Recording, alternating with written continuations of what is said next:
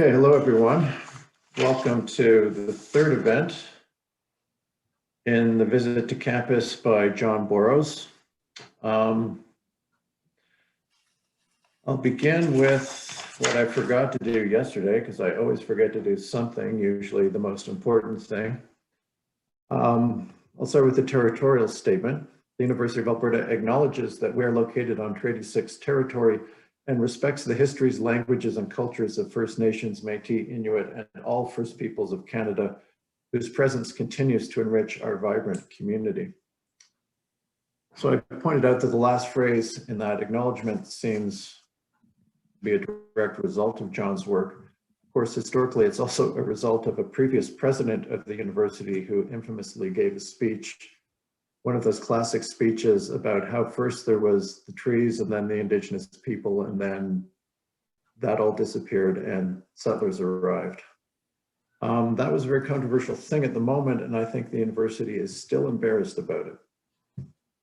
But we have John's leadership and guidance to show us the way now. I'm not going to introduce John at length again, apart from saying that he's the Canada Research Chair in Indigenous Law at the University of Victoria. And the reason I'm not going to introduce him at length is that, as we're all discovering, his own introduction of himself is posted on YouTube and is freely available to you.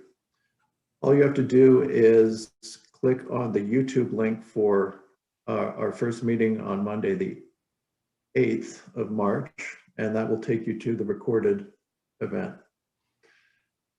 I've been told that I was not ready for my close-up at that event, so ignore me and pay attention to John.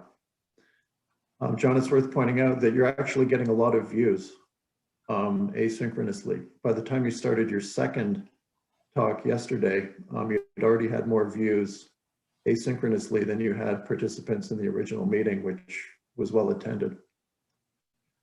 So this is actually the first lecture in John's visit, the first formal lecture. And the title is Law, Story, Dream, Indigenous Legal Traditions and Narrative Forms. We originally envisioned this lecture as introducing John's notion of drawing out law from narrative sources and dispelling the colonial notion that Indigenous people, quote, live more by habit and custom than by rule of law and order, unquote. That's a quotation from John's book, Drawing Out Law. I don't know if that's still the subject matter. We're about to find out. But please welcome John Burroughs for his first lecture of this week. Gwech Minoa, Buju Ginoa, Ninduwe Maganidok. Really good to be with you again. I really appreciated the opportunity to be visiting with everyone over these past couple of days. And I'm speaking to you once more from Wasanich territory here in what is now called Victoria, also Lekwungen territory, and grateful to recognize the Songhees and Esquimalt nations on whose lands I work and play. Today, as mentioned, I'm going to be talking about this question of law and narrative and dreams, and in particular, drawing out some of the themes of this book I published in 2010 called Drawing Out Law, A Spirit's Guide, which focused on that dimension of my work. And I think I'll speak for maybe 40 minutes or so, and there perhaps is about 20 minutes of questions, so I look forward to those if you have them. And we'll be finished in an hour. So this idea of dreams is a very big part of Anishinaabe life and law, and it is something that settlers observed when they encountered Anishinaabe people, how we would put a lot of stock or store in our dreams as we were guiding our affairs. And we would often undertake activities if they correlated with those dreams. And it is the case that I think that Indigenous peoples, Anishinaabe peoples, are still by and large pursuing that course. I told a story yesterday about a pitche, the robin, or the pitchiwak, the robins, that was about a vision quest.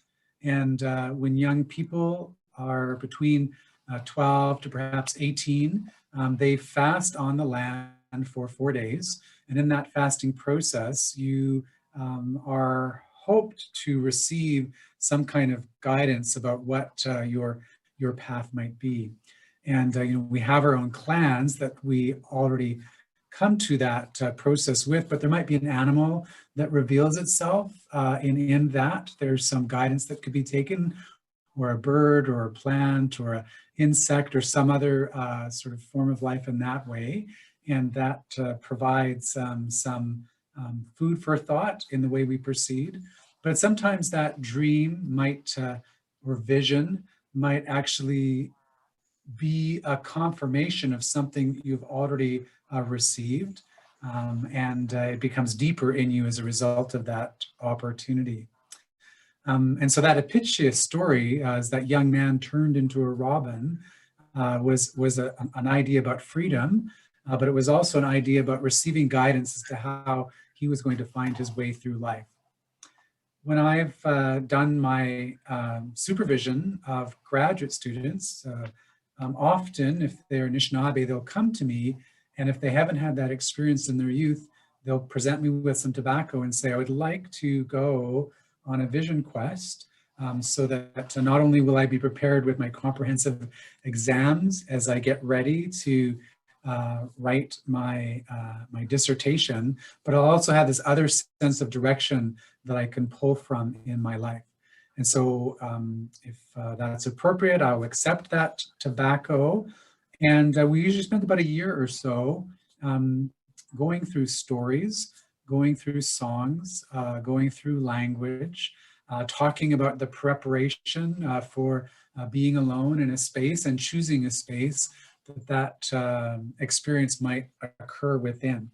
And I've had some students do that here on the coast, and they've chosen mountains around here.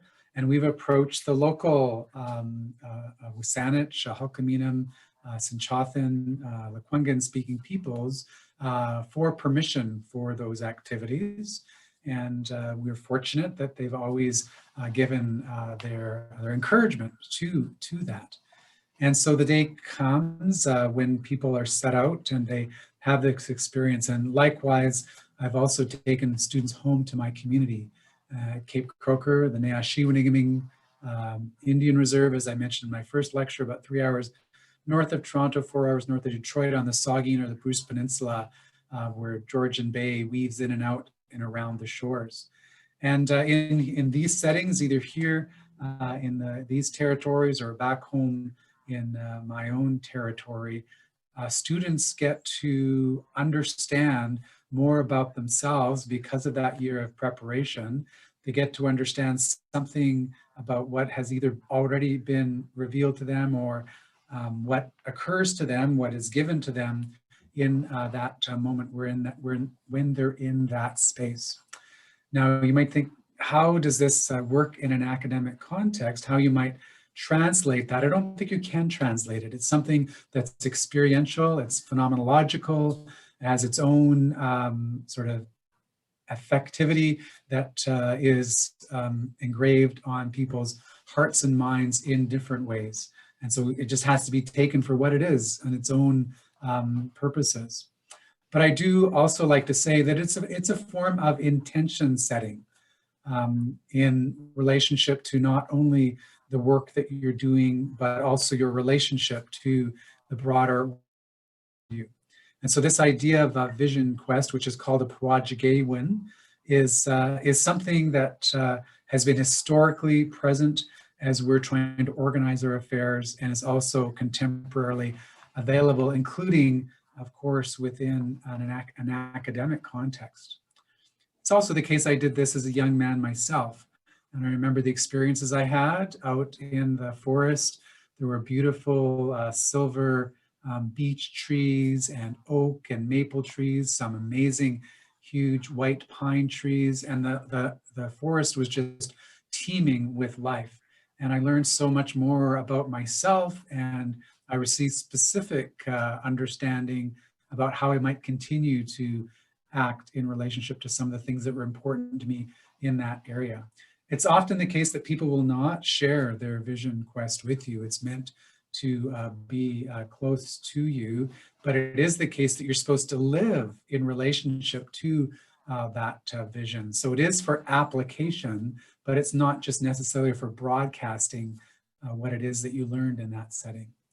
Now, there's another kind of tradition that often happens in homes of Anishinaabe people, where they might ask one another in the morning, "Awegunain ga puajigayan," what did you dream last night? And as they're in that setting, there's an encouragement to be able to share and to understand and to seek out different ideas about what those dreams might have been as you were sleeping the night before. You often find that when you're sleeping, your daytime thoughts organize themselves, and they organize themselves around metaphor, they organize themselves around image, and so you get new insights into what it might be that you had been done during your waking life. And so to ask Awegunain ga puajigayan is to encourage people to reflect upon that experience and try to understand its relationship to who you are, who you would like to be. And often, of course, these things aren't easy to explain, which is why it's important to talk with one another about them, so that you in a community can work out some of the possibilities that might be present in that fashion. And I'm grateful for that.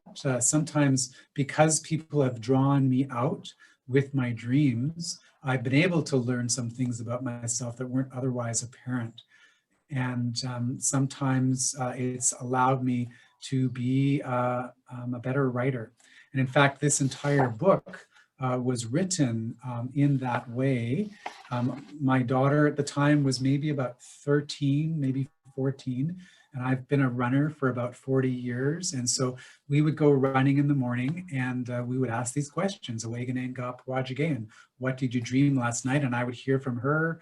We would talk about her dreams. And then I would, as she asked me the same question, talk about my dreams in the same light. And as I was doing so over about a month or so, sometimes when you lay your head down on your pillow just before you go to sleep, if you're used to doing this, you can have a little bit of a flash about what it is that you dreamt about last night. I guess as you're just in that drifting space, some of those things seem to come back a little bit. And then every once in a while, you find yourself almost serial dreaming. Not that you would exactly pick up where the dream left off the night before, it's never that simple, but you find a relationship between what's happening night after night after night. And so as I was running in the morning, talking with my daughter, explaining these things, I realized that there was a book that was developing in that setting. And so I started to write down some of the things that my daughter had talked with me about, I talked with her about, and also what I was experiencing in my sleep time, which related to what was happening in my waking hours. And so with that, I eventually got a few chapters together and I started calling home and sharing what I learned with my mother and father and sister, always so supportive for them to be able to hear in their ear the things that I was sharing. And so over the kind of 2 months or so, I ended up writing the bulk of this book. And then I went home during our powwow season. And when I did so, they were very gracious to sit for a couple of weeks, maybe for about an hour a morning. And I would just read one of the 16 chapters that was found in the book. And in reading those chapters, I further refined, further reflected what was going on. And then I left it for a while. I can't remember if it was a year or years that I left it, but I just didn't want to jump right into it. And so that was that experience. And then I realized that what I was seeing in those dreams as I was going along had these images attached to them. And these images are the way Anishinaabe people historically recorded our information, which was on birch bark scrolls. So at the beginning of each chapter, there's these images that are related to the dreams that are found within the book, so that the idea is that if you became familiar with the book, you might be able to read the scrolls and not necessarily go to the English text and to try to find things in that regard. just stepping away here for a sec, just to show you what they eventually looked like as I put them onto the birch bark themselves with my mother a year later. And so I have the text in that fashion, with the text also being what you see published by the University of Toronto Press. But if you can see here, there's these little images in the scrolls. Here's a Mishabiju, and here's a bear, and etc. And so that was another dimension of how this book was put together. And it's important for me that it was at the powwow time of year that I sort of tried to bring this to a point, because the word powwow is it's a contraction of the word pawajigewin. Pawajigewin. Powwow is a dream. Pawajigewin. And so what happens on a powwow field is that people will bring to their bodies through their dance the hopes and images that they've dreamed into that circle. And as you know, there are many different dances there. There's the grass dance and traditional, and men's fancy dance and jingle dress, and these other forms, including intertribal dancing, where people are bringing to the physical world those things that they dreamed about. So if you look at someone's regalia, you might often see things that are related to the in-between worlds. So you think about the eagle feathers, for instance. These can be attached to the different dancers' regalia.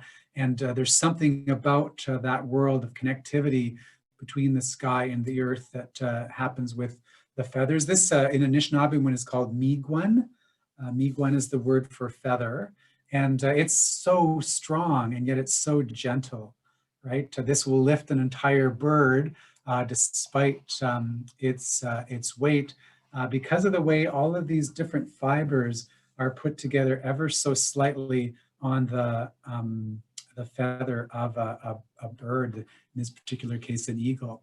And if you want to think about power or leadership and how you would exercise leadership within Anishinaabe communities, you would do it historically gently, right? This is the hope and the model as to the way we would try to lead out, is in ways that aren't threatening, but in ways that are uplifting, that are encouraging, and that are, that are overlapping, like you see feathers together. Anyways, in the powwow, that's just one example of many different images that people will dream about and put into their regalia. And then there might be dances that have come into being because of dreams, or the particular person might dance in that regard as well. And then when you hear the drums, they also sound out in that sense of calling upon the different realms of who we are as people, and that many of the songs are products of dreams, and if they're not the products of dreams, they're meant again to filter in that regard. So here we are with vision quests, putting people out on land as young people, as graduate students, my own experience in the forest as I was a young person, talking with my daughter, developing a relationship with my family, developing a relationship with my mother, putting things into different forms of writing with scrolls and texts as a part of a Pawajigewin, trying to embody the dreams that we have. When I started as a professor at the University of British Columbia Law School, I was very lonely and very homesick, being on the other side of the country where I had grown up, right? I was teaching at the University of British Columbia Law School, and I was the director of the First Nations legal program, and that's where I got to know Christopher Bracken when I was just a young and new professor in that state. And he was also a graduate student at that time as well, writing about the potlatch and other things. So I was enjoying the people that I was getting to know, and I thought it was physically beautiful, but I just really had this sense of aching and longing to be back in the Great Lakes and to be back home again. And so it was in that state one night that I fell asleep and I had a dream. And in that dream, I returned back home. And as I returned back home, I was visiting with my mother and father and my aunties, and we were catching up and sharing about all the things that had gone on since I'd last been with them. It was good food and good laughter. And I just remember in that dream having that feeling of being home again, of traveling home. And then at the end of that time in my dream, after visiting with my mother and aunts in their homes, we said, well, let's go down to the lake. Let's take a walk. Let's actually get in the car and go down to the lake. And so we climbed in the car and we started driving to the lake. And as we drove to the lake, it's as beautiful as always. If you can imagine what Georgian Bay looks like, it's just this huge expanse of an inland ocean or inland sea. And there's little islands that are just off of the coast of the shore. And they're often covered in pine trees. So as we drove down to the lake, we saw this incredible expanse of water. And then we saw this island just off the shore with this amazing pine tree. And on the pine tree was a limb with its arm extending back towards the shore. And as we got closer to the rim of the water, we started to make up that something or someone was on the limb of that pine tree.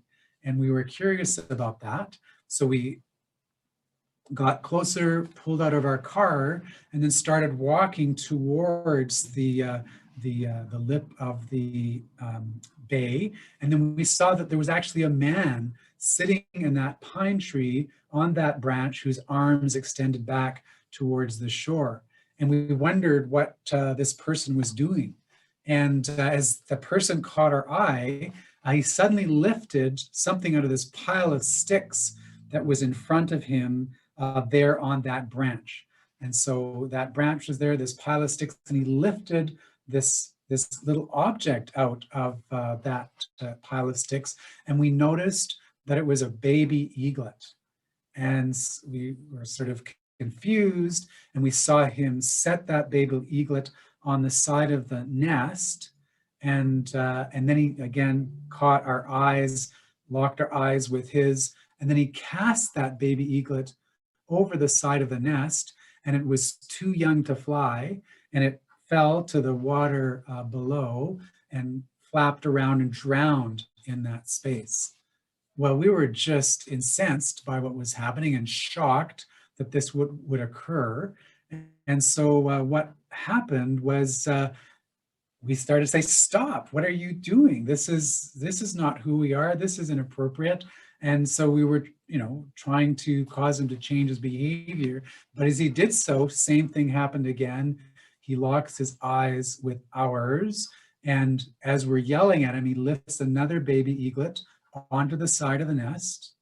And without feeling, as we're trying to stop him, just lets go. And again, down that eaglet goes into the water, and it drowns there in that space. Well, I was upset at this point, and so what I do is I then go rushing off of the shore and into the water, wading through that knee-deep water to get to the island. And as I'm doing so, this man is looking at me again, just seemingly passive, and I then suddenly I arrive at the island. I start climbing up the tree. As I climb up the tree, he does the same thing once more and casts this baby eaglet down into the water below. And it was just traumatic. And eventually, though, I was able to secure him. And so I got him off of the branch and down the trunk and across the island and back through the knee-deep water onto the shore. And by that time, because I had been causing all this commotion, yelling and trying to stop what was going on, there were people that had gathered around the side of the shore. And they were watching what I was doing and watching this all unfold. And they didn't say a thing.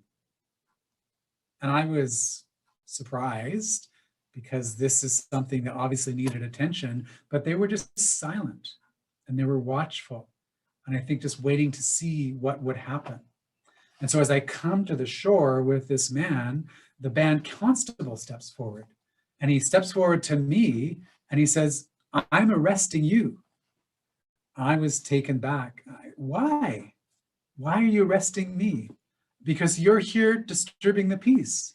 look at all these people that you've brought out of their homes, and you're causing grief because of your agitation. I'm arresting you.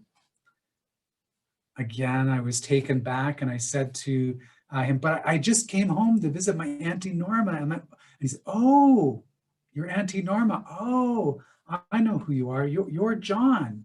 I heard you were away at school, and oh, you're back. Oh. And so once he knew who I was, then he said, you are free to go. And so he let me go, and I was on my way. And I then woke up from the dream, left to ponder what it was that was being taught in that dream. And so through time, I've had some reflections on that as I've talked with others and my family in particular. And one of those lessons was that when I am trying to get involved in the work that is important to me, I must be careful to ensure that I am a part of the communities that I'm trying to connect with. Otherwise, what might occur is people might just watch you silently and see what's going to go on, and leave you to your own devices, right? And that's never, not never, but it's not often a good thing to be in that situation where you're separated from that community that you're trying to work with. I also thought about why these people were standing around so silently and just watching and not doing anything to get involved with what needed to take place. This was 1992. And I recognized that there's a lot of trauma in our community where people are waiting and are silent because either their voice or their situation has been such that it's hard to get involved or put yourself out there because you just have to take care of so many other things that are part of your day-to-day affairs. So that was another reflection there too. But then I thought later about this, wondering, I wonder if I'm also the man in the nest. That is, in my attempts to do things that I think are good, might I actually be taking the power of our future and just without much appreciation casting that away over the sides of our nest and watch it drown in the depths of the waters below. And so, that caused me a little bit of self-reflection, and through time has returned to me. I want to make sure that I'm not taking what is important to us and just dropping it into the water prematurely and such that it can't fly and can't fulfill its place. So that was the dream, and there's more meaning to that I've come to through the years, but that was an important setting for me as a law professor. Keep connected to your community, recognize the trauma that's there within the community, and don't be the person that is messing around with power that you shouldn't be messing around with. So this was all, though, reinforced to me, this dream. I think this is why I partially remembered it so strongly, is because I had been invited that next morning to get up to Kwakwiya'win territory, to Kinkum Inlet, to the Muskama Zawadeno people. And so after I woke up, I got dressed and I went to a taxi to the Vancouver airport, and I got in a plane and I flew to Campbell River. And then from Campbell River, we went from the airport to the harbor, and I got in a float plane, and we flew from Campbell River in a float plane over to Kinkum Inlet. And then I got out of the float plane into a boat, and we made our way up this river in the springtime. And then we got out of the boat and into a car. And then finally, we were in this beautiful, beautiful village. And this place of Kinkum Inlet is a place of ancient life. And while I was there, we just feasted. We lived on the sort of just what surrounded us. Ernie Willie was my host there. And I went with Judge Alfred Scow. Alfred Scow was the first lawyer called to the bar in British Columbia, the first judge in British Columbia. And he wanted to work on the revitalization of Kwakwiya'win law in relationship to his home community there. And so he was there with me. along with Deloy Guth, who is a legal historian from UBC, and Nancy Sandy, a Schwetmuk lawyer who subsequently became my graduate student about 20 years later. And we were learning about Kwakiutl law in this site. And they have this statement that when the tide goes out, your table is set. And so when the tide went out, we would have clam fritters and mussels, and we would have halibut and salmon and all sorts of seaweed, and of course deer. It was a feast. It was an incredible experience that we had together. And we really enjoyed those 4 days learning about Kwakiutl law. But at the end of the time that we were there, my host, Ernie Willie, he took us into their big house. Big houses are barn-like structures from the outside. They are just of wood and sort of framed without too much ceremony. That is, you wouldn't really know, except for the front piece where there's a screen or poles that indicate that this is a set apart place, a sacred place. And so he took us inside the big house, and he took us to the 4 poles that we saw that sat in each corner. And at the end of the big house is again a big screen where behind that people would prepare for their potlatches and bring to life their ceremonies, their laws in that regard. And as we went from pole to pole, he would point to the different crests there, the different clans that were there, and he would tell me stories about them. And he would talk about these figures who connected these people to that territory that placed them there from a time beyond memory. And so there was so many lessons and so many places of connectivity there. But when he got to the last pole, and we went around in this direction, someone had taken an axe to the pole and they had partially defaced it. And he was very saddened by that, and of course not as fulsome in his expressions of appreciation as he had been with the other poles. And he said, look at this. He said, this is what our people have done in the day of their sadness. They've turned against that which would most help them remember who they are. And we've suffered as a result of that. He says, this pole stands as a reminder that we must never again forget who we are. And it was a really sobering lesson. And I can remember standing in silence for a while, just taking that in, and then stepping out into the big house and seeing this territory that's filled with these animals and spirits and clans and houses, and then looking up and seeing these beautiful eagles that were just soaring above the area. And that was a huge important lesson to me in relationship to what's happening is that sometimes our young ones aren't able to grow or be nourished like they could because things have been taken to our ways and defaced.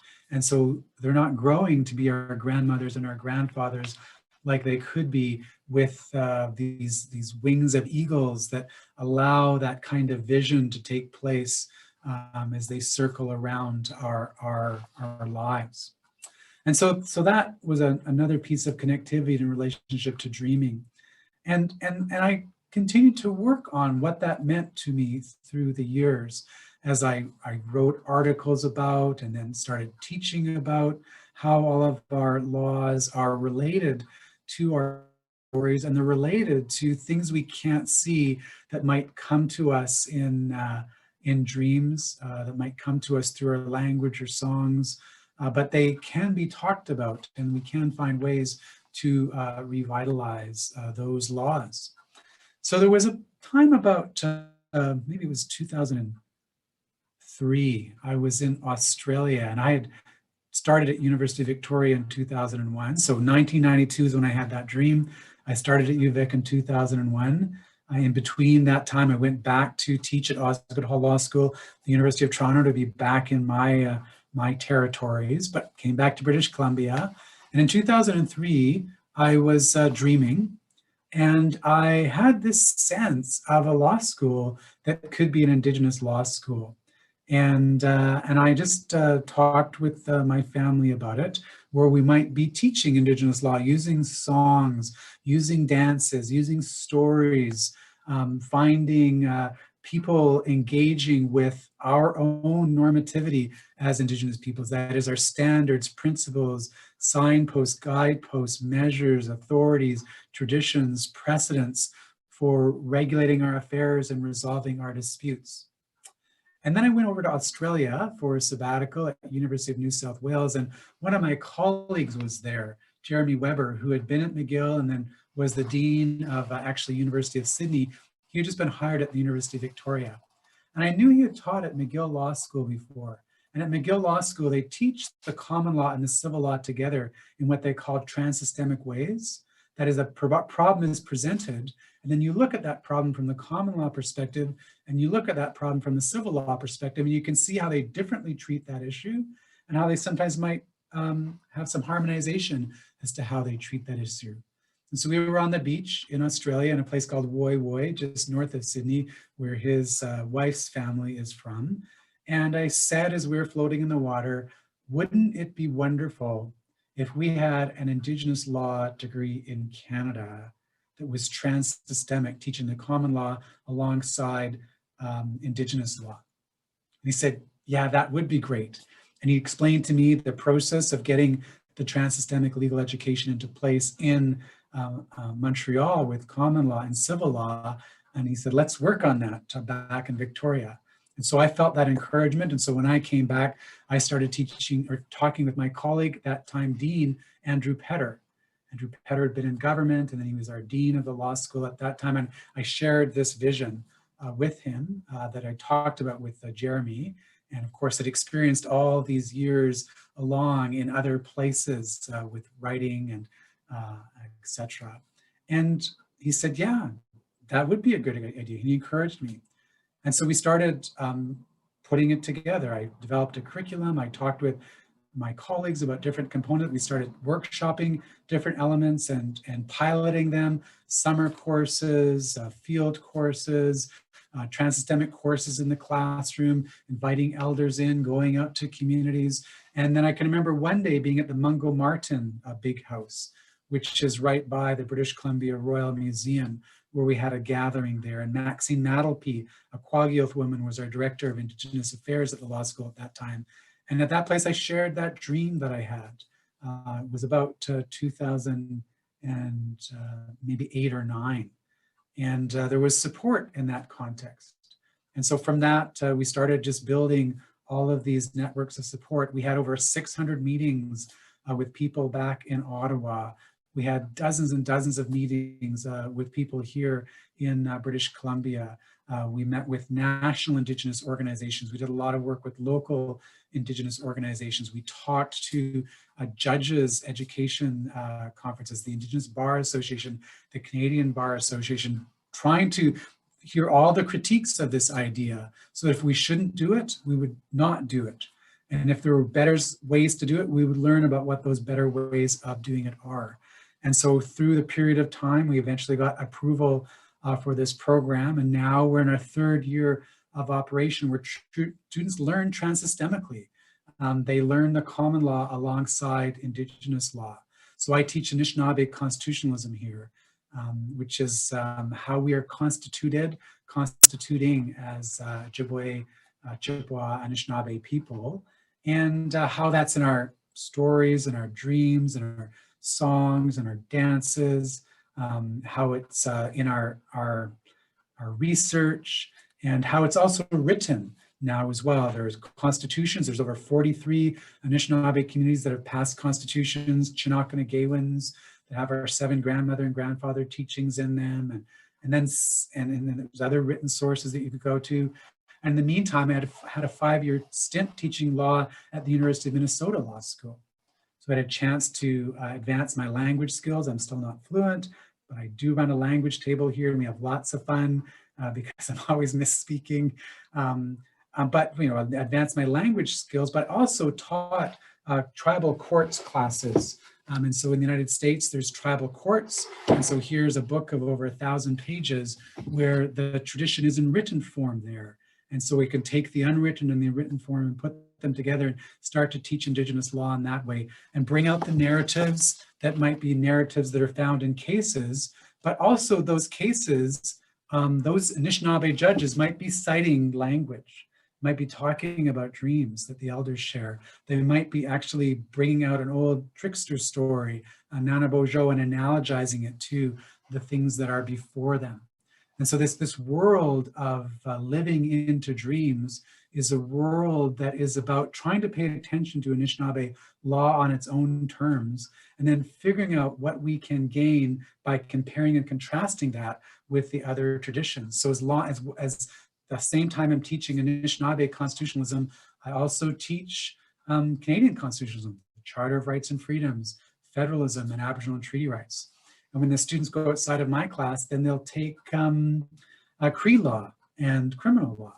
And they'll learn how Cree law has a duty to rescue when someone's in trouble in their legal system, whereas the criminal code says you don't have a duty to rescue if you see someone in trouble. Anyways, that's one example of a year long of comparisons and contrasts that happen on that front. And then someone else will teach Silcotin law and the laws of voluntary obligations or contract law. And another person will teach Hulkaminam law, which is law here on the island, and they'll correlate that, comparing and contrasting that with involuntary obligations or tort law. And then my colleague Val Napoleon teaches property law from a common law perspective, at the same time teaching Gitsan relationships to land and the natural world. And so the students do that in the classroom for a couple of years, but then they also have 2 field schools that they do, one in their 3rd year and one in their 4th year, working in communities, immersed in communities, in their laws and in Canadian law. And then the community poses questions to the students that they then try to answer through memos and papers that pick up the task of dealing with the questions that people have in their communities. And so by the time the students are finished, they've got a comparative sense of Indigenous laws, just from a few nations' perspectives. They've also had 2 immersion experiences within communities. And of course, they've learned the common law alongside this all the way along, so that they can go eventually, if they want an article, and get called to the bar. This way of proceeding is a way of proceeding that sees the trickster in action as you compare and you contrast and you recognize you can't always reconcile things together, but it's also a way of engaging with one another that recognizes that wisdom can come from many places, and we also have a need to distinguish ourselves from others in many places as well. So it's a wonderful experience to be a part of here with these students as they come to us, Indigenous and non-Indigenous, from coast to coast to coast. They get a JD, which is a Juris Doctorate in the common law, and a JID, which is a Juris Indigenous Doctorate in Indigenous laws. And that learning experience takes us outside. It takes us through different worlds, including the world of narrative, including the world of story, including the world of dream. So that's a little bit about drawing out law and just thinking through what the possibilities are that lie around us, and trying to revitalize our ways, try to see that resurgence be a part of what we're living into.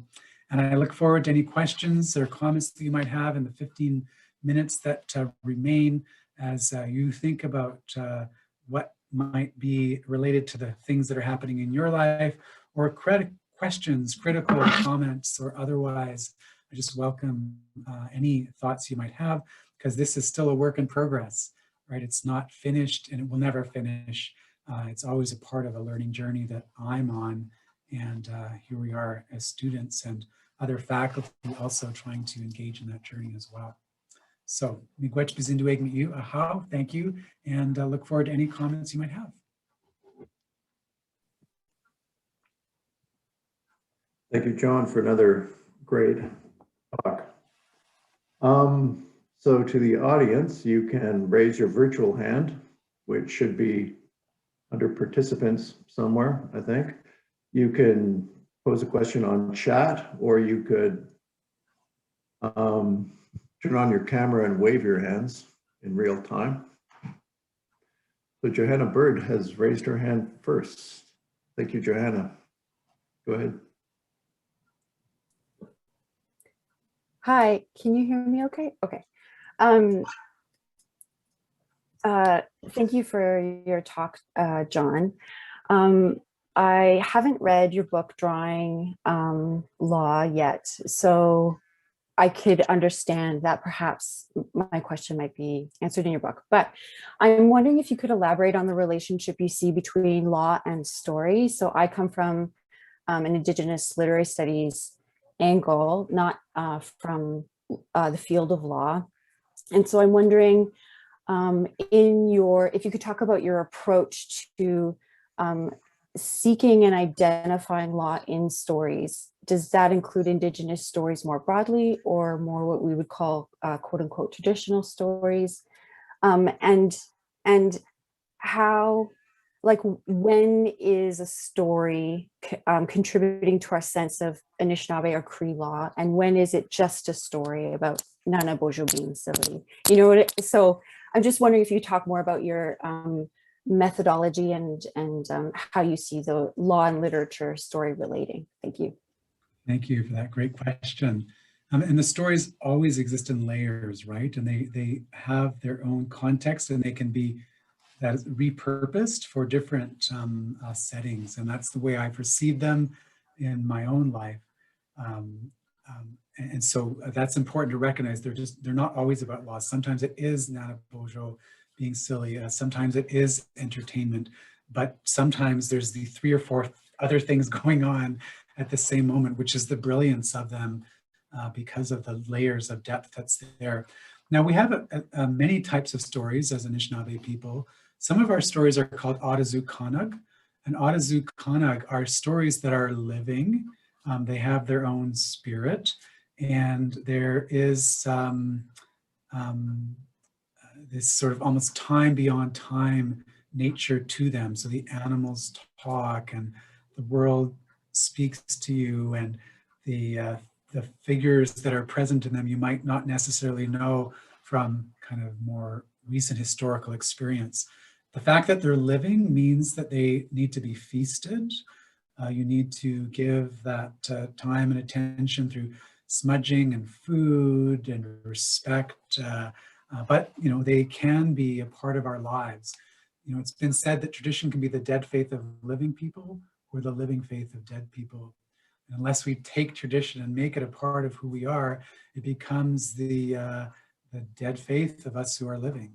Right? But if we can take them in ways that are applicable, then they become the living faith of those that have passed before us, the living faith of dead people. And so Adazu Kanag can function in that fashion. And we also have Dabajamoanan. And Dabajamoanan are the stories that are of more recent vintage. That could be like a 400-year recent vintage, but you know, you can recognize characters and how they might proceed, and some of them might be as new as yesterday. And on my lecture tomorrow night, I'm going to tell one of those stories I had the pleasure to be involved with about 2 or 3 years ago at Cape Croker. And what the methodology there is understanding what are the issues that are presented in this story, and how might those issues be similar to or different from the ones that we encounter as scholars or as people hoping to practice law, or grannies and uncles and aunts, or educators, or healthcare workers. How do we relate to them by analogy or distinguishing them? And once you've identified the issue and thought about your relationship to them, then you can ask the question, what was the decision that was taken in that story? What was the outcome? And then once you understand how they resolved that outcome, you can look into, so what were the reasons for that? Why did it turn out that way? And so you then start to enter into a conversation with the story across the generations and across people that are living, to try to figure out, does this story have any application in this present setting? And again, I said in the past lecture, beware the danger of a single story. You would never say, I know law now because I know one case. you would need to know how that area of law has interacted across a series of cases in order to give some sense of meaning that might be there. And likewise with Anishinaabe law, you would have to get a sense of how the stories kind of relate to one another, to make sure that you're not just choosing an outlier or choosing some small piece of a wider canon that doesn't necessarily represent the rest of that canon. And so talking together about this is really where all the action is, learning from one another in that setting, so that then individually we can go forward and live the law in our own lives, because that's where Anishinaabe law should be most deeply rooted, is in our own selves. We really want to respect the agency of others. But if it is the case that collectively we want to develop something that is going to perhaps have application to others, then we also want to be participatory in that setting as well. We have an Indigenous Law Research Unit here in UVic that works with 43 different communities, and they follow that kind of methodology in helping communities think about where normativity might be embedded in their stories, both contemporarily told and more historic. So thanks for that question. Hopefully that's helpful a little bit, and then you'll find more as you look through the Drawing Out Law book. Yeah, if I could just ask hopefully a quick follow-up question. So then law, as you're talking about it, like earlier you talked about like precedents, principles. So you think of and talk about law broadly, perhaps in terms of like relational ethics, guiding principles, normativity. We can think of grounded normativity. So I'm thinking about law from an Anishinaabe perspective, which is an Akonagewin, Kinwejawewin, Manidu, Kagagewin, Ijatuawanan, and that sense of law is, as I've been trying to describe, whereas what the common law talks about is parliaments and legislatures that enact statutes that could be interpreted by courts, that are assisted by judges and lawyers and maybe enforced by the police. And so I'm trying to cause us to think about law as something we do. It's a verb, as I said the first day. It's something we conjugate and we participate in, as opposed to something that's just done to us. Now, there is a place in Anishinaabe law for making proclamations, declarations. Maybe an institution might do that, a band council or a society or a family or a clan. But to just see that as law and not all this other stuff as law, I think would be missing that broader set of resources that we have, again, to resolve disputes and regulate or coordinate our behavior together. Thank you. Thanks. Okay, I see 3 questions on the table, so maybe, John, you could answer them in the order they were posed. So Sally Ann has a very concise question on chat. Then David Gay has his hand up, and then Brandon Carefoot has another question on chat. So Sally Ann's concise question is, what about IP law? Yes, in fact, that was the Christmas or the December exam I set for my constitutional law students, is how might intellectual property and cultural property benefit from understanding Anishinaabe law. And it was a wonderful experience that those students went through, pulling on both those streams of law that are Anishinaabe, and then also looking to Canadian law and where there might be support for that and what they need to overcome, because Canadian law will marginalize Indigenous IP and Indigenous cultural property. And I was really proud of my students. They did a fantastic job of taking that issue on. Okay, David.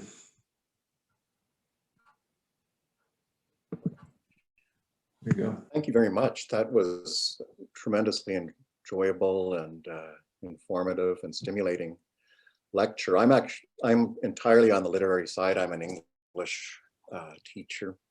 I'm teaching an undergraduate course in Shakespeare, who has a lot of dreams, of course, in his work. Next week, I'm looking forward to inviting Renelta Arluck, who's written a Cree takeover of Macbeth, but that's in the future, so I can't touch on that now. Set on Treaty 6 territory. This week, we did Measure for Measure, which is one of those very legalistic plays you may know, where a cold, terrible law with making fornication a capital crime is imposed in Europe, in Vienna. And I decided to have an exercise for the class in what is called the legal imagination, something I picked up from old law school friends who used literature, usually European literature, to exercise their legal imagination. Here I gave them a precept from a legal scholar at the U of T Law School, Simon Stern, who I guess has written a book on the legal imagination, and their task was to reflect on this. In the law, the imagination operates under constraint, whereas in many fields, imaginative activity is associated with free play. And so constraint is very clear in the play that I was setting for them. I wonder if you could react to that, and thinking about imagination in dreams, imagination in literature, and whether you would agree that the legal imagination is necessarily constrained, and whether your work could set it free. Thank you. Great question. And what a fascinating set of engagements you're having, especially that rewriting through a Cree perspective. So I think law is about constraint and free play simultaneously. Sometimes we find freedom because there's a discipline attached to what we do that is a constraint, but never that constraint, by say practicing the piano every day for 4 years, then gives you the freedom to be able to play the piano. So that the idea of constraint and freedom, constraint and free play aren't necessarily dichotomous. They could be productively related to one another. I hope my work, though, does create some free play that removes some of the constraints that are a part of the Canadian legal system.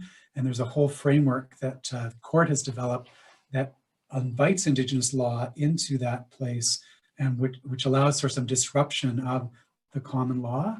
And so that's definitely a part of my work. And then also the trying to understand that Indigenous law itself has constraint, but it's a different kind of constraint that would be found in the common law. It's not necessarily about locking people up in prison or coming down on them with a coercive hand, although there can be aspects of coercion within Indigenous law for sure. But it's like I was saying to Johanna's question, it's also trying to plant the normativity within a person such that they are constrained of their own choice, as it were, so that then with that constraint, they find those places that they can play. And so, yeah, if I can make those 2 points, that constraint and free play are related to one another. And then what I'm trying to do is remove some of the constraints of the common law, but recognize it's not a free-for-all. Once you get to Indigenous law, it itself has its own set of expectations that places channeling into the way we might act. Thank you. And I teach a course in Native law, Indigenous law and literature, and we have a great experience with the students going through some of those questions. Okay, thank you. So we now have 2 questions on chat, one from Brandon first and then one from Catherine. Great. Brandon asks, what advice would you give to people who can't remember their dreams? Learn from other people's dreams. It's so powerful to be a sounding board for other folks. And in that process, you're part of the developing of that community, and there's insight, there's opportunity for learning that could come from that place. I don't think I have any advice about conjuring dreams, although I do know that Indigenous peoples have a rich ceremonial life that tries to encourage the reflexivity, the watchfulness, the observation, the internal cogitation, as it were. But I don't think that even if you went through all that, you would necessarily produce a dream out the other end of that. People just have different gifts, and if it's not dreaming, there's, like my talk was trying to introduce yesterday, there's so many other paths that people can take. Can beware the danger of a single story, or practice nuance is sacred. And there's ways you can get involved in the dream world with others, but there's maybe other things that can be picked up and found as a way to participate with the community around the creation of the normativity that you're trying to live by. And I see Catherine's question here. How have students described their experiences in the JD programming, balancing the very heavy reading load with the JD of internalizing Indigenous law so it lives within them? I think each person would describe that somewhat differently because obviously they come from different nations and are Indigenous and non-Indigenous. And it is a struggle to make sure that the common law, the JD reading, doesn't overtake the other work. And there are some times where it is more reading heavy. There's other times when it's more experiential. Hopefully that all sort of evens out by the end of the time here, but probably not. There's probably some ways that one part is more heavier than the others as they're going through it, and then at the end as well. All we can do is, as teachers, try to give attention to those different ways of engaging with thoughtfulness and care. And it's not easy, I have to say. It's a challenging thing to be involved in, but it's also incredibly richly rewarding. One, because of the brilliance of the students and what they bring to this, because the experiential is with the students, with one another, and with yourself. And then also the other piece is just the communities themselves and how they encourage the students as they interact with them.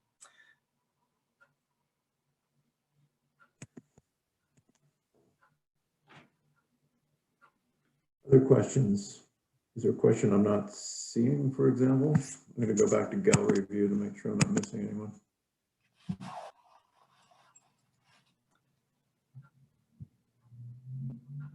Okay, scanning. Maybe I'll ask a question then. Keep this ball rolling. So John, you mentioned UBC in the 90s. You were actually one of the readers of my dissertation. Fresh out of graduate school yourself. I remember a few things about that time. First of all, it was very hard to do any kind of serious research in the field of Indigenous studies because so much work was yet to be done. And Indigenous people were treated as if they were the property of anthropologists and historians, judges and government administrators. And at the same time, there was this enormous resistance to the suggestion that other fields of knowledge might be infiltrated by narrative forms or by stories. And there was even resistance among literary scholars to the possibility of taking seriously what Paula Gunn Allen memorably called non-ordinary states of consciousness. One of my favorite euphemisms and efforts to get around an obstacle. So you talked about sharing your dreams with your family. What happens when you share your dreams with the court or the legal establishment in Canada? Yesterday in the symposium, you mentioned that kind of historical trauma known as the trial judgment in Delgamuukw versus British Columbia, where the judge basically expressed every prejudice that was out there.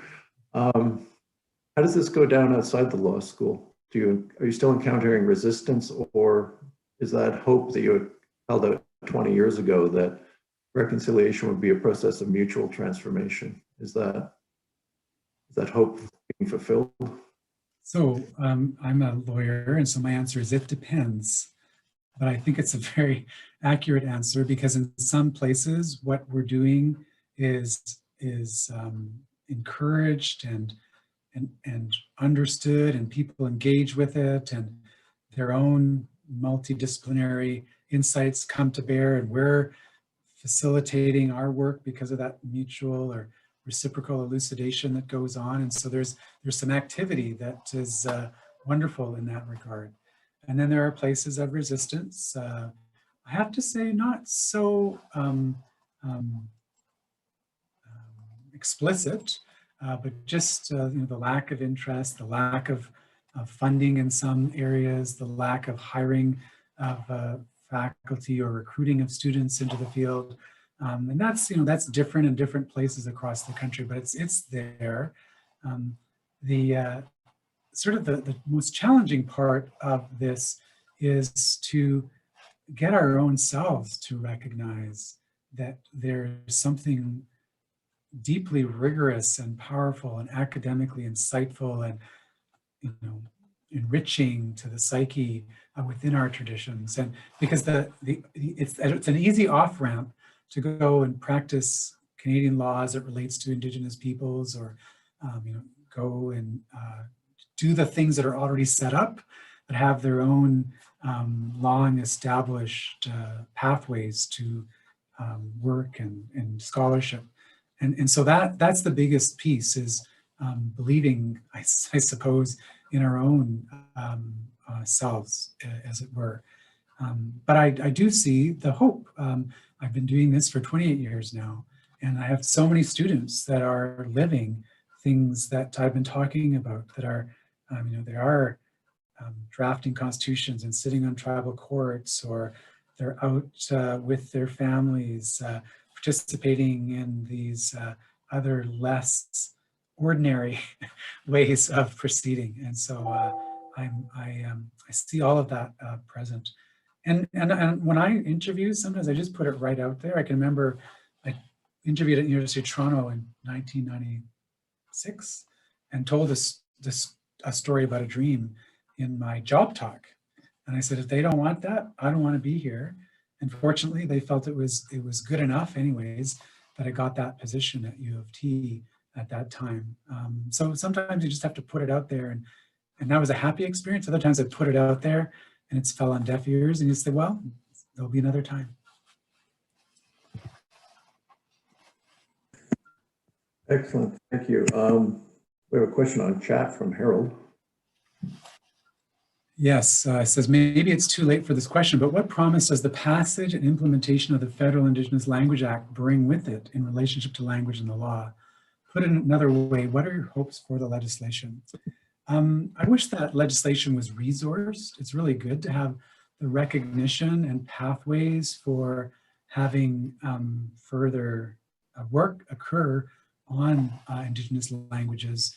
But you know, we need the teachers in the schools, and we need the students in the classes that feel incentivized to see a future in maybe being language teachers, or seeing how this language would help them as a lawyer, or a literary scholar, or you know, whatever the path that they want to take will be. There are more speakers of language, second speakers of Indigenous language, than there are first speakers. On the one hand, that's bad news, because we want to have many first speakers of Indigenous languages. But on the other hand, it's good news, which shows that there are many people that have this desire to become second language speakers of their sort of ethnic or Indigenous language opportunities. And I just think that that legislation is a great place to start, but now it needs to be implemented with much greater force and support.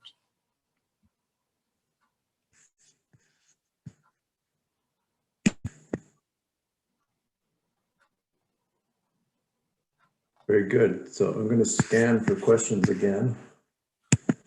Everything takes a while in Zoom land.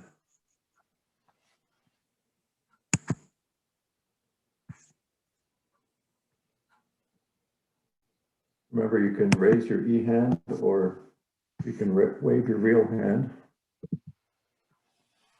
For those of you who can type, can chat.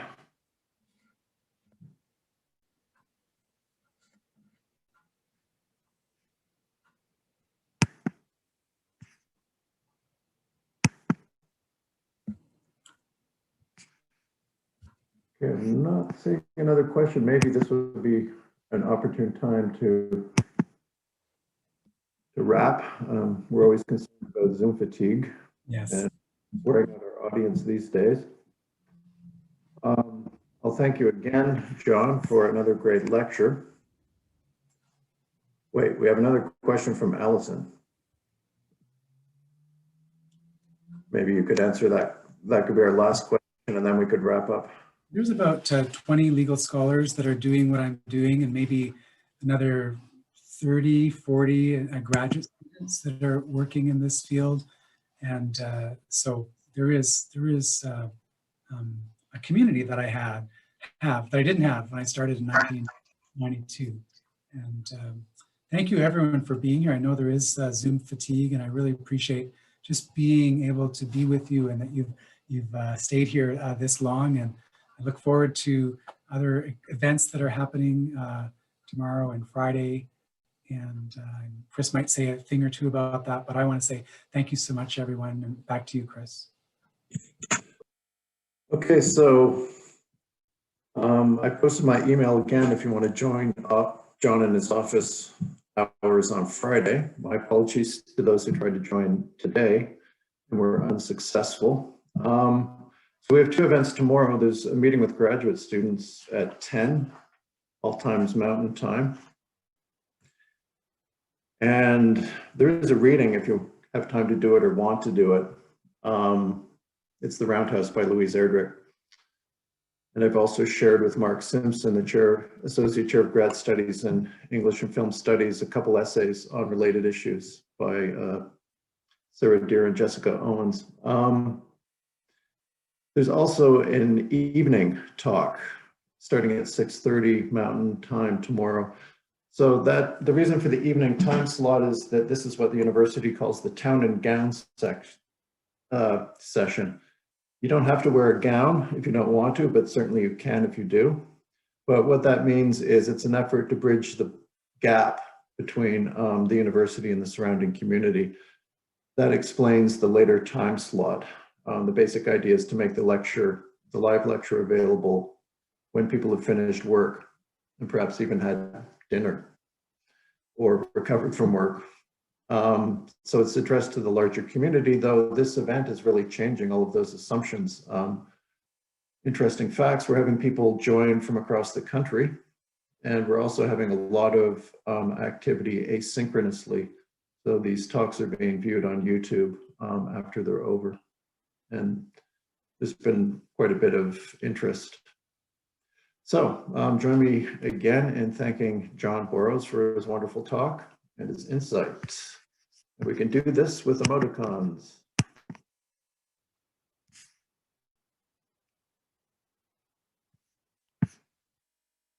Thank you, everyone, and take care. Giga Okay. Thanks, John. We'll sign off now.